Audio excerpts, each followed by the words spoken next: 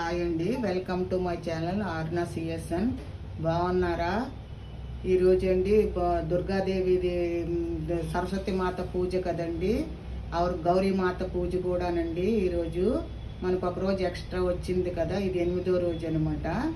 ఈరోజు ఇదిగోండి ఇలాగా అన్ని సరస్వతి మాత ఇది కదా, అందు గురించి వైట్ కలర్ తోటి అన్ని వైట్ పువ్వులతోటి కొంచెం పెట్టుకున్నానండి.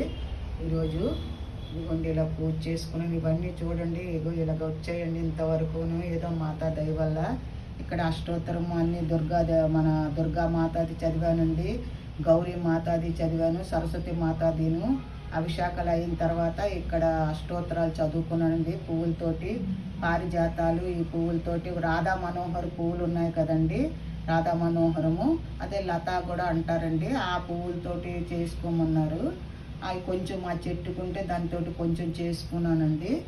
ఇదిగోండి ఇలాగా పెట్టుకున్నాను. ఇక్కడ విఘ్నేశ్వరుడి పూజ యథావిధిగాను. ఇదిగోండి ఇక్కడేమో కుంకుమ పూజ చేసుకున్నాను, ఎప్పుడు చేసుకున్నట్టే మాతాకి. లక్ష్మీ మాత అనమాట. ఇదిగోండి ఇక్కడ పెరుగన్నము తాలింపు పెట్టొద్దన్నారండి. ఇదిగోండి పెరుగన్నం అనమాట, ఉప్పేసి పెరుగు కలిపి పెట్టాలండి. దద్దోజనం అంటే తాలింపు వేస్తాం కదా, అలా చేయకూడదు. ఈరోజు సరస్వతి మాతకి అన్నీ వైట్గా ఉండాలండి, ఏమి తాలింపులు వేయకూడదు.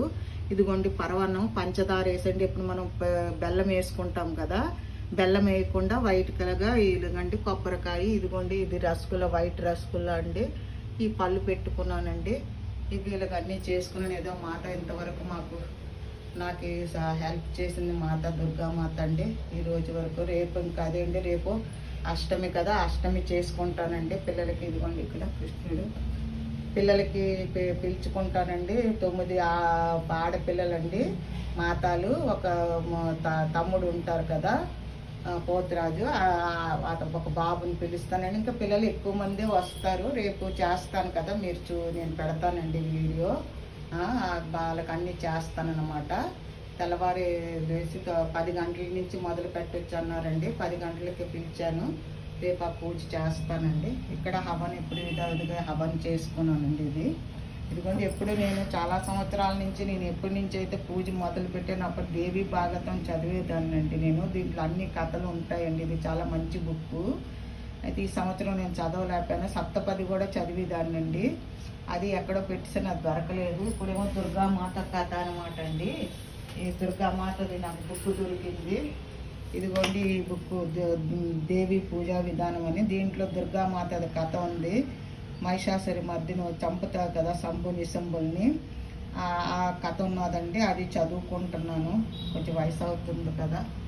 ఇదండి ఈ సంవత్సరంకి ఇలాగా చేసుకున్నాను. ఏదో దసరా వరకు అన్ని శుభ్రంగా అవ్వాలని కోరుకుంటున్నాను అని నేను. Thank you. మీరు కూడా చేసుకున్నారు అనుకుంటాను. మీరు కూడా అన్ని శుభాలు కలగాలని ఆ సరస్వతి మాత. ఇదిగోండి ఇలా పుస్తకాలు పెట్టుకున్నామండి. ఈరోజు సరస్వతి మాత పూజ కదండి. మీరు మీ పిల్లలు అన్నీ పెట్టి పూజించారు అనుకుంటున్నాను నేను.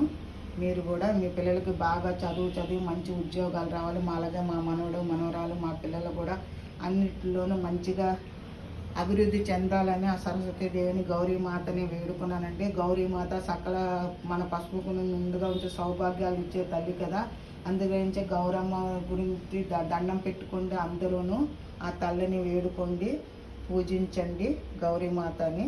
ఈరోజు అనమాట కాలరాత్రి కూడానండి. ఈరోజు కాలరాత్రి కూడాను. ఇదండి sir. Thank you so much. మీ అందరికి ఇంకొకసారి శుభాకాంక్షలు అండి. ఈరోజు మూలా నక్షత్రంతో సరస్వతి మాతాది శుభాకాంక్షలు అండి. మీ పిల్లలందరికీ బాగా చదువు రావాలి, మంచి పెద్ద ఆఫీసర్లు అవ్వాలని నేను కోరుకుంటున్నాను. Thank you so much. మీరు నచ్చితే ఒక లైక్ చేయండి, సబ్స్క్రైబ్ చేయండి, షేర్ చేయండి. Thank you so much.